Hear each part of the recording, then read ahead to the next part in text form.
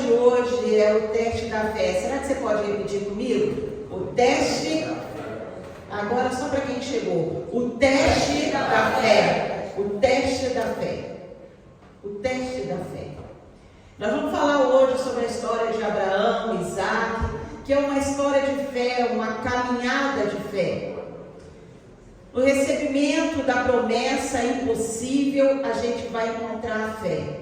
Quando você recebe uma palavra e você sabe, você olha para a circunstância, olha para você, olha para a sua idade, a gente coloca tanta coisa. Aí a gente diz assim, eu vou precisar de fé. Amém? No ato de devolver a promessa tão esperada, como foi com Abraão, um ato de fé, um teste de fé.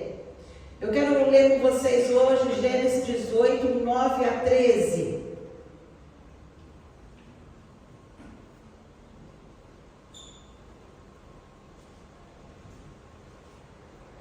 Gênesis 18, 9 a 13. Onde está Sara, sua mulher? Cadê Sara? Aí, amém. Perguntaram, ali na tenda, respondeu ele. Então disse o Senhor, voltarei a você na primavera, e Sara, sua mulher, terá um filho. Sara escutava a entrada da tenda, atrás dele. Abraão e Sara já eram velhos, de idade bem avançada, e Sara já tinha passado da idade de ter filhos.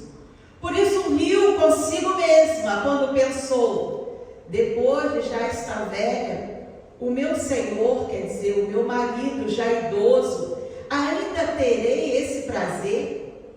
Mas o Senhor disse a Abraão, porque Sara riu e disse, poderei realmente dar à luz agora que sou idosa? Eu descobri que estava grávida depois de muito tempo nesse versículo. Eu fui orar ao Senhor e a única coisa, me dá uma palavra, sabe quando você fala, Senhor, fala comigo, me dá uma palavra. Quando eu abri, a única coisa que eu li foi Sara riu. Eu falei, Sara riu quando estava grávida.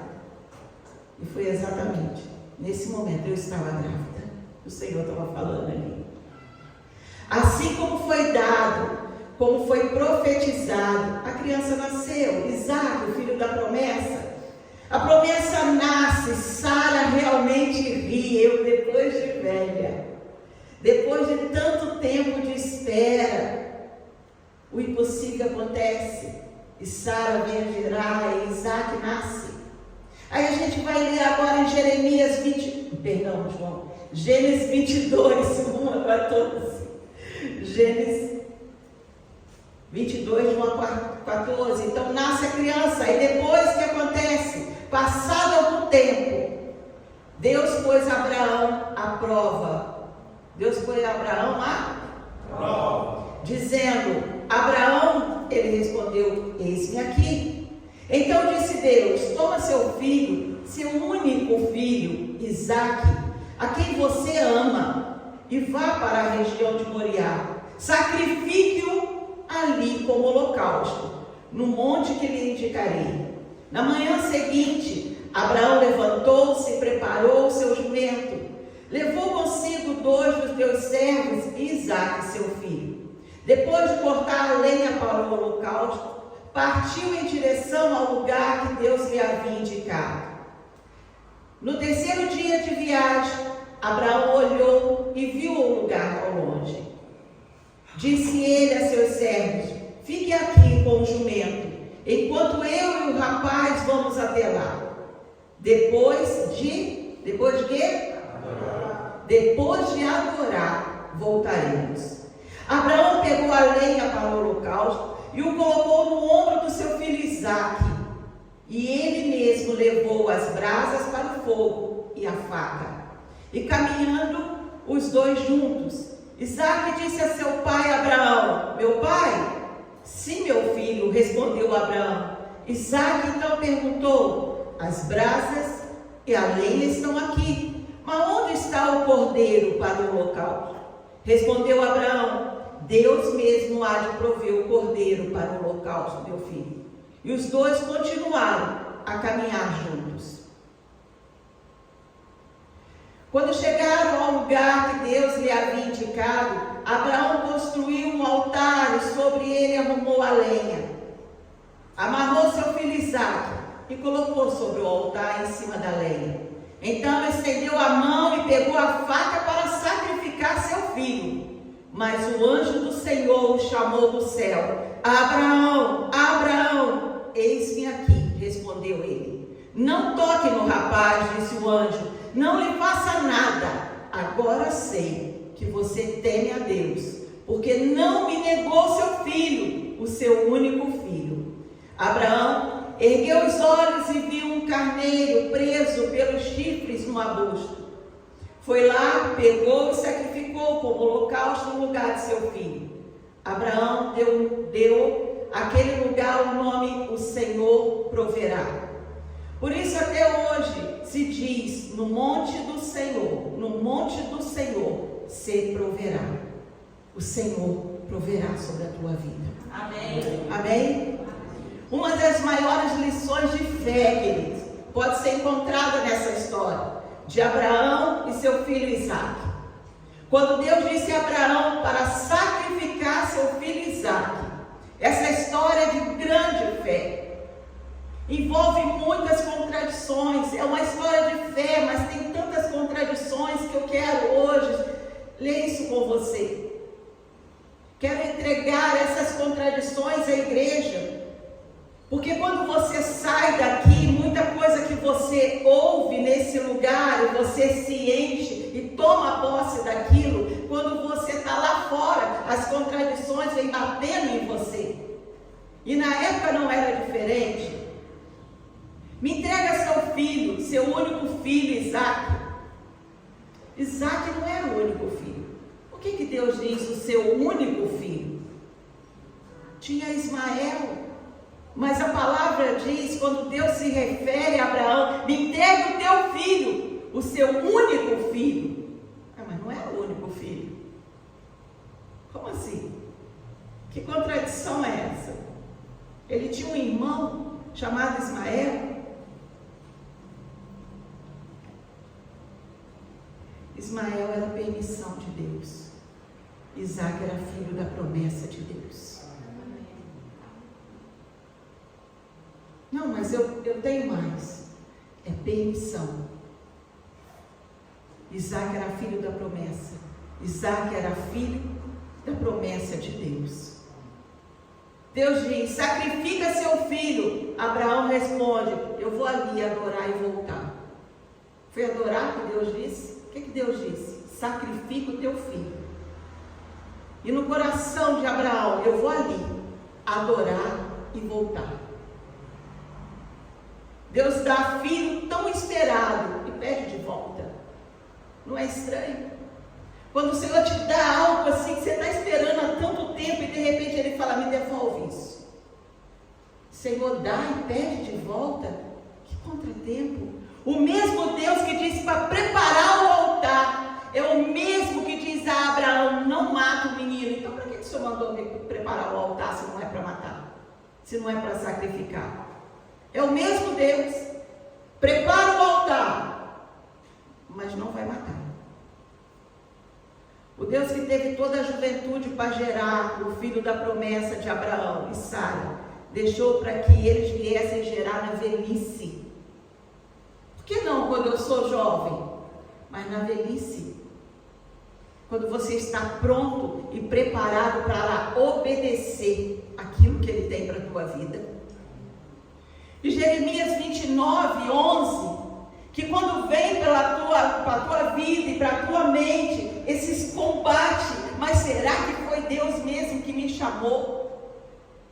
Você entra com tanta fé numa condição, numa situação, e as coisas de repente enrolam. O Senhor está me pedindo de volta aquilo que tanto tempo eu esperei. Será que essa palavra mesmo é de Deus para a minha vida? Será que eu tenho esse chamado mesmo? Jeremias 29, 11. Porque sou eu que conheço os planos que tenho para você. Aprenda a se calar e adorar mesmo quando você não está entendendo.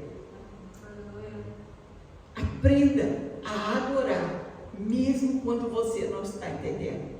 Nós passamos tanto tempo com esse celularzinho na mão. E na hora de um aperto, será que ele tem condição de tocar uma adoração? Que muitas das vezes a gente está tão espremido. Coloca ele para tocar uma adoração no teu pior momento. No seu pior momento. Porque sou eu que conheço os planos que tenho para vocês, diz o Senhor. Planos de fazê-los prosperar e não de causar danos. Planos de dar a vocês esperança e um futuro. O Senhor é quem sabe. O amor do Pai. Em Gênesis 22:2 que nós lemos, está assim: então disse Deus: tome seu filho, seu único filho, Isaque, a quem você ama, e vá para a região de Moriá. Sacrifique-o ali como holocausto, num dos montes que lhe indicarei. Queridos, o maior testemunho de Abraão sobre o amor desse filho ao próprio Deus. Pega seu filho, Gabi, aquele que você ama. Senhor, então o Senhor não sabe? Sim, Ele sabe. Ele é o maior testemunho, foi Ele que deu. Foi Ele que te entregou. Ele sabe. É que parece na vida da gente, tem um momento que fala, não, gente, eu já fiz essa oração. Se o Senhor soubesse que eu estou passando, Ele sabe. Ele sabe.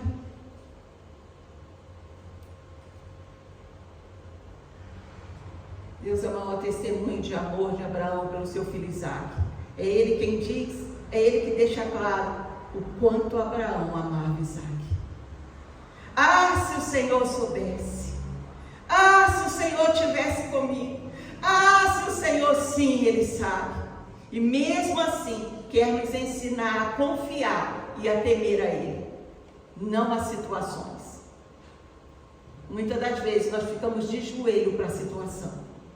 Ah, se o Senhor soubesse, olha a minha situação. Sim, Ele sabe, continua te chamando de filho e te colocando de pé. Ele sabe.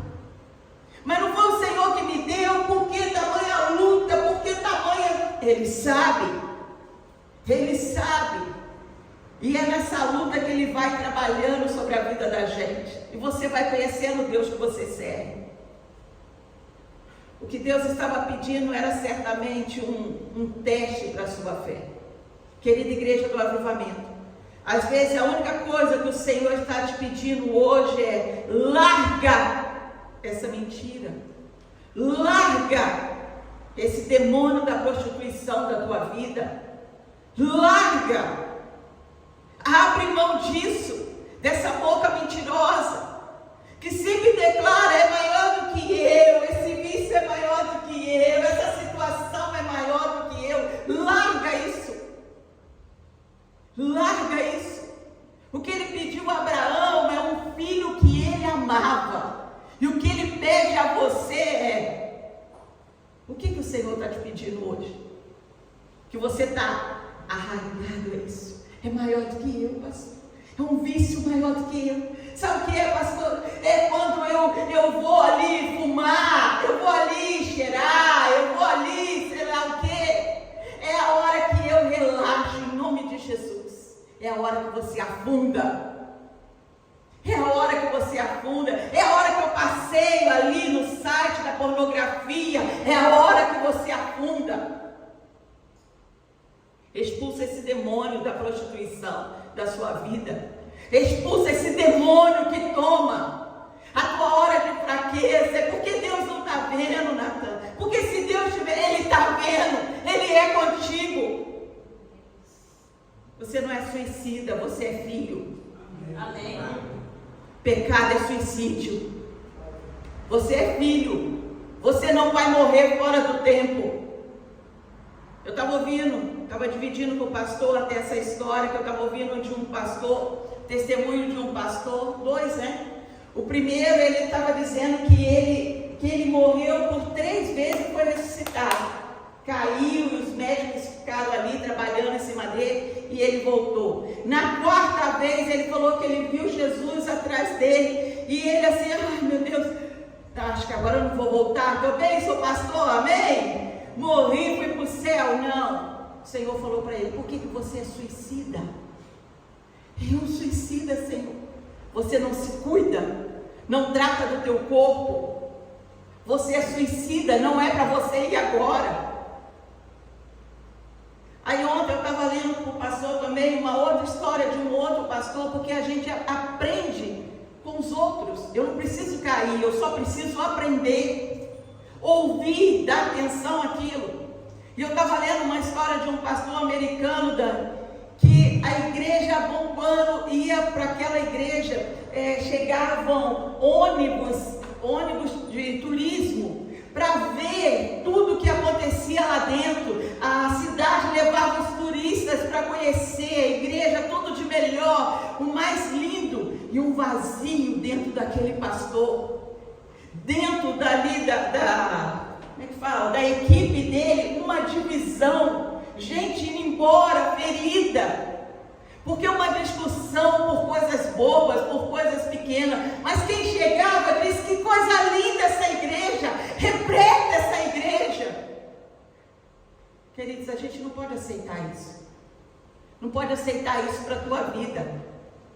Não pode aceitar isso para a nossa igreja. Sabe o que aconteceu com esse pastor? Quando terminava aquele culto maravilhoso, aquele jogral maravilhoso, aquele coral americano que todo mundo ama, ele ia para um posto de gasolina, parava o carro lá no estacionamento, enchia a cara de uma outra cidade para que ninguém visse, até o dia que realmente ele teve uma luta com Deus dentro daquilo. Um dia o Senhor visitou ele dentro do carro, não foi na igreja, não foi no púlpito, não foi no altar, não foi no tapinha nas costas, não foi no banco, no dinheiro que nunca faltava, não foi nada disso, foi dentro daquele carro que ele disse que teve um encontro com Deus, que o Senhor o visitou. O que você está fazendo aí? Esse encontro com Deus nós temos que ter, queridos, diariamente. Não se acostume com a presença. Não se acostume, dá uma olhada e fala, Senhor, o que eu preciso te entregar, melhorar a minha vida? É a obediência. Quando Deus deseja fazer algo grande na nossa vida, na minha, na sua, muitas das vezes, Ele coloca um teste diante de nós. Vença seu teste. Se você quiser mais de Deus, vença o seu teste. Vença essa hora difícil. O que tiver de entregar, entregue. O que tiver de fazer, faça. Mas chega de ter uma vida superficial, que todos acham que são. Mas na hora do vamos ver, não sobra nada de mim. Circunstâncias não fazem sentido, mas são contrárias às promessas. Pessoas para nos ajudar a desistir. Já viu como é que não falta gente? Estou com uma vontade de jogar a toalha, eu te ajudo. Joga mesmo, eu te ajudo. Olha, vamos junto. Pessoas para te fazer desistir. Mas a nossa obediência, diga a minha obediência, tem que acontecer, apesar das minhas lágrimas. Amém, queridos? Amém. A minha obediência. Escorre nos nossos olhos assim as lágrimas, a confusão. Senhor, não estou entendendo nada, mas a minha obediência tem que acontecer. Não somos alienados, não é que a gente vai esconder a dor, a tristeza, a vontade de regressar, de parar tudo. Nós não somos alienados. Não, nós vamos esquecer isso. Não estou esquecendo, eu estou vivendo, eu estou vendo. Mas o Senhor não está chamando, gente, vamos ter uma... Me fala. Uma desistência, né? Geral, né? Não é isso. Nós conhecemos, cada um conhece a tua dor. Cada um conhece a tua dor. Mas não é isso. A dor você conhece. E o Deus que cura, você conhece? É isso que você veio buscar hoje. Além da tua dor. Abraão andava, queridos. Ele andava olhando e vendo a tua dor. Ele sabia, ele sentia. Imagina a voz do menino falando do lado. Só que ele não estava olhando para o menino e nem para a dor. Ele andava assim, mas olhando para o céu. Aprenda a andar, mesmo na dor, olhando para cima. Mesmo na dor, olhe para cima. Não somos alienados, mas não há força nenhuma em mim nem em você. Minha força, a sua força vem do Senhor. Aprenda isso. A minha força, a sua força vem do Senhor. Não ando por sentimento ou por vista. A gente precisa aprender a andar pela fé. Andando pela fé. Andando pela palavra, pelas promessas, pela última palavra que foi Ele que te deu. Abraão andou pela fé. E a fé é que nós também iremos caminhar. É pela fé que nós também iremos caminhar. Deus provê o cordeiro quando agimos pela fé. Você só vai ver o cordeiro quando você subir ao monte de um lado e o cordeiro vai subir pelo outro. Enquanto você estiver estagnado, enquanto você estiver, não tenho tanta certeza, você nunca verá o cordeiro e vai ficar sempre na dor.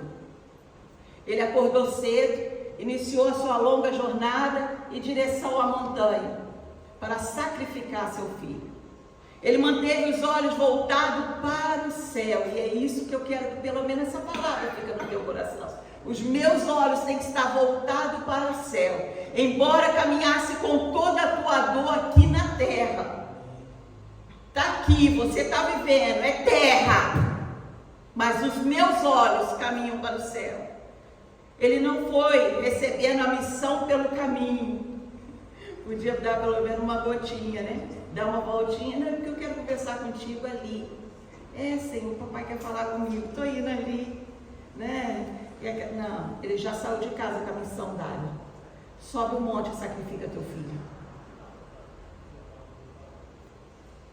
Ele não foi recebendo a missão pelo caminho. Ele saiu de casa com a missão.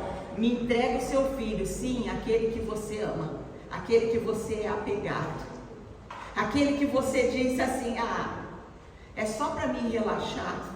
Entrega isso. E Abraão continuou caminhando passo a passo em direção ao local de sacrifício. Pastora, mas quando ele vai entender? Porque quando a gente está caminhando, queridos, dentro da vontade do Senhor, dói. Dizer não para nós mesmos dói. Entregar aquilo que nos dá alívio dói. Abrir mão de situações dói. Pastora, mas quando Deus vai intervir na minha vida? Quando que Ele vai mandar parar? Não sei, mas continue caminhando. Eu não sei. Em qualquer direção, pastora? Não, na direção da fé. Continue caminhando na direção da fé. Devemos notar que Deus não interveio até quando Abraão estava pronto para a completa obediência. O Senhor não entrou na história. Entrega teu filho, ele sai de casa, 2 dias caminhando, e Deus não fala nada. Ele não intervém enquanto a obediência não está completa no coração. Ele não interveio quando Abraão levantou pela manhã, né? Quando você levanta pela manhã e recebe a notícia, amanhã sacrifica seu filho. Ele levantou e foi. Ele não interveio quando Abraão caminhava pela montanha, em direção à montanha. Senhor, será que você não podia entrar? Não, nada. Ele teve que caminhar e caminhar. Ele não interveio quando Abraão deixou seu servo e caminhou sozinho com seu filho. Nada, não se ouve a voz do Senhor. Ele não interveio. E quando amarrava Isaac preparado para o sacrifício, ele não falou nada, ele não interveio. Ele não interveio até o momento em que a faca foi levantada. Quando a faca foi levantada, ele interveio. Não porque a faca estava no ar, mas no momento em que Abraão demonstrou sua fé e a sua obediência. enquanto a nossa espada, enquanto a gente estava orando, o Senhor estava aqui, a minha mão começou a pesar, e eu, o que tem na minha mão, Senhor, que está pesando? A tua espada. Enquanto a minha espada estiver aqui, guardada, estiver aqui, é sua, mas não uso, o Senhor não intervém. Mas quando ela está levantada, o Senhor intervém na história. Aí Ele entra na história. Por quê, pastora? Porque a obediência atrai a presença. A obediência que atrai a presença de Deus. O intervir de Deus. Deus quer nos ver completar a nossa fé. E não apenas prometer. Eu prometo. Para de prometer, comece a realizar. Para de prometer, comece a realizar. Não adianta você cantar, tocar, falar sobre isso e não viver a fé. Quer é tempo da gente viver a fé. Ou seguir até a metade. Eu vou, Dani, mas até ali, dali por diante eu entreguei os pontos. Até a metade do caminho, o cordeiro vai ficar na mesma direção que você. Ou vocês se encontram hoje, ou nós vamos ficar pelo caminho, sem ver nada, só mais um culto sobre a nossa vida. O Senhor quer nos ver dando passos até o final em fé, confiando até o fim nele. Mas eu creio. Às vezes a gente diz assim, mas eu creio. Até o diabo crê, queridos. E não somente crê, ele sabe e viu. Esse momento que você está vivendo agora é o seu momento. Esse momento, Abraão já dorme no Senhor. Hoje somos nós a sacrificar aquilo que tanto importa na vida da gente. A aliança de fé com Deus, conosco, não é uma de fala. A aliança de fé é, filho, pula aqui. Já viu quando o filho vem correndo e pula? Ele não fala, é porque é alto. O pai só diz assim, pula aqui.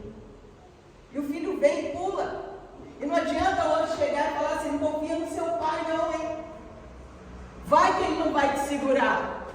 O pai só diz, pula aqui, entrega aqui, ganha seu tempo aqui, lute aqui, caminhe aqui, chore se for preciso aqui. Tem um lugar da presença do pai. Tem um lugar.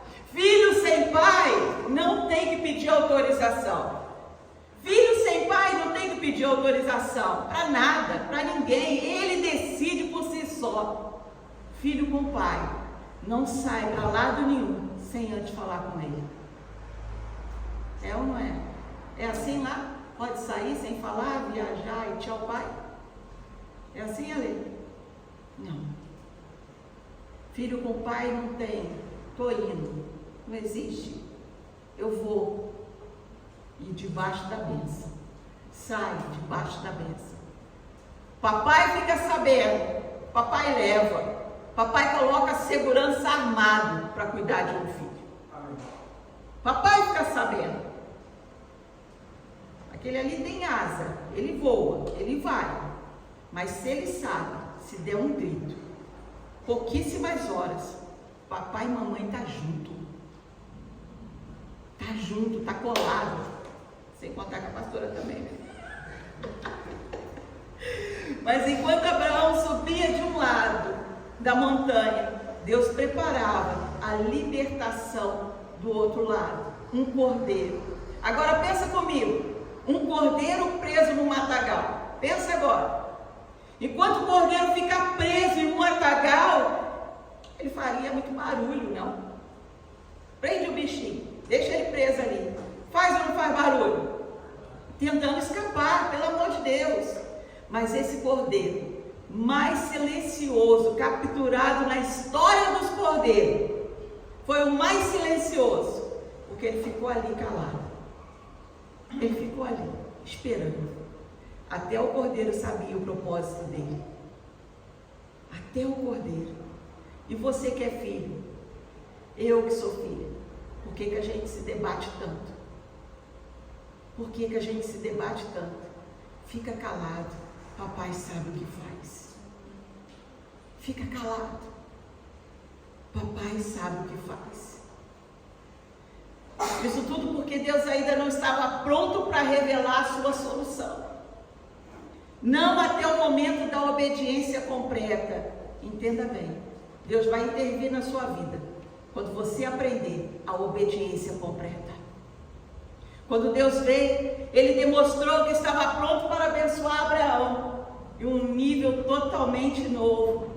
Às vezes a gente olha, por que eu sofro mais? A Mara não sofre tanto, sofre menos do que eu. Queridos, eu não conheço a história toda dela.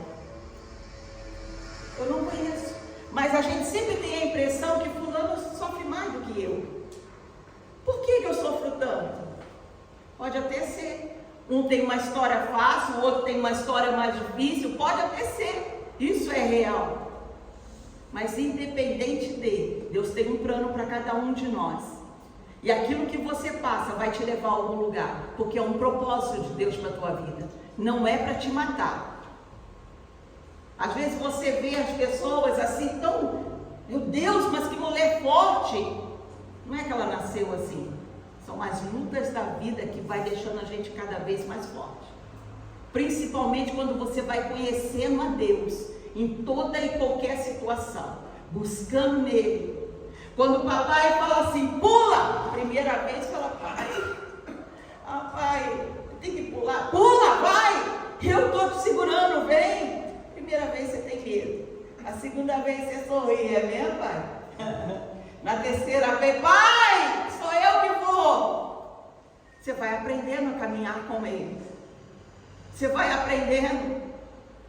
Até o dia que você fala assim, papai, passa à frente, hein? Não vou nada, eu só vou depois que eu ver o senhor passar. O senhor vai, eu vou atrás. Porque não é só pular aqui. Eu quero uma caminhada contigo. Eu quero um abrir de portas impossíveis na minha vida. Em nome de Jesus. Assim como Abraão usou da fé, é tempo da igreja do Senhor Jesus nessa terra usar da tua fé. Em nome de Jesus, usa da tua fé. Para de falar aquilo que todo mundo fala. Dizer o que todo mundo diz. Conte a tua história do que Deus fez sobre a tua vida. Se ainda não fez, vai buscar nele. Se ainda não fez, não precisa contar mentira, não precisa contar vantagem, mas continua buscando nele. Há uma caminhada, um propósito. Uma hora a gente vai se encontrar. Uma hora vai ser liberado, mas em mim, que ele ache obediência. Que ele ache obediência. Que ele ache obediência. Esse teste de fé, queridos, a gente precisa ser aprovado. Para Abraão, esse não foi um teste surpresa. É hoje. Surpresa para você, não. Foi um exame final. Foi um exame final. E às vezes quando você acha que está apertando tanto, é o seu exame final. Às vezes Deus nos dá teste pequeno, às vezes médio, às vezes tão grande. Não sei qual o propósito de Deus na tua vida. Não sei o quanto você precisa estar fortinho para vencer lá na frente. Mas você vai passar, amém? Vai passar e vai aprender. E vai estar forte o suficiente para trazer outros em nome de Jesus. Amém. Nada na presença de Deus é de uso supérfluo. É sem razão. Nada de que você passa é sem razão. É sem porquê. Ai, tadinho de mim. Não. Na presença do Senhor, não. Caminhar no caminho com Deus. Ele não tira espinho. Ele não tira pedra. Não, pastor, eu achei que eu entregando a minha vida para Jesus. Sim, você caminha com ele. Mas deixa eu te falar a verdade, a real. Ele não vai tirar espinho, ele não vai tirar pedra, ele não vai tirar a dor das pedras machucando o seu pezinho, ele não vai tirar os fracassos e os tombos. Amém? Mas ele acrescenta fé, ele acrescenta presença, porque quando doer, e vai doer, ele vai estar lá junto de você, porque você está no caminho dele, debaixo da obediência dele. querendo o Senhor sobre a tua vida. Ah, mas quando eu vim para a presença do Senhor, eu achei que ia ser muito tranquilo. Deixa eu te dizer, o caminho continua estreito. Nunca foi alargado. O caminho continua estreito. E a decisão é minha e sua, se a gente vai permanecer nele. Com ele, a gente não volta atrás, mesmo doendo. Os olhos no céu, pezinho está doendo, mas os meus olhos estão fixos nele. Sim, Senhor, é o que o Senhor disser. Amém? Amém. Vamos ficar de pé. Aleluia. Dia de ceia, dia de aliança, dia de propósito, dia de mover, dia de você olhar para dentro de si e falar: Senhor, o que eu preciso entregar ainda? Senhor, o que tem me roubado a tua presença? O que eu preciso obedecer que eu ainda não consegui fazer? Em nome de Jesus. Aleluia. Amém. Como vimos antes, Sandra, você é abençoado. Guardou aí? Você é abençoado. Creia nisso. Você falou para o seu irmão: você é abençoado. Você é abençoado. Agora, eu só deixar uma palavra pequena sobre a ceia. Pode sentar aí, igreja. Já você vai ficar de pé, Paulo Ramos. Já vou dar a mecânica da ceia. Quando a gente liberar para servir a mesa, vocês, ao pegar o pão e o vinho, o suco, vocês vão se levantando. Vem? Mas hoje, você se perguntou o motivo da ceia. Eu já falei, não sei se tem alguém lembra, mas a ceia tem um motivo, porque é um mandamento. Fazer isso até que eu volte, Jesus falou, está na palavra. Até que ele voltasse, você deveria tomar a ceia. Jesus compartilhou o vinho e o pão na última ceia com seus discípulos.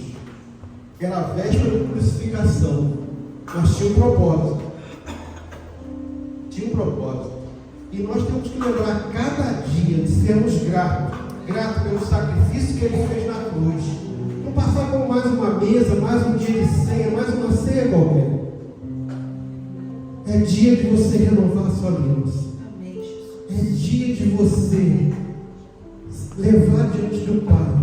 O Pai está lá, pronto a te perdoar, a renovar na sua vida. Tudo o sangue levou na cruz. Seus pecados foram levados na cruz. Então renova hoje para ter comunhão, para ter aliança. Porque mesa simboliza aliança, comunhão, tanto espiritual com o Pai quanto o seu irmão. É dia de comunhão, é dia de renovo. Não deixa esse momento passar em branco, assim como um momento qualquer.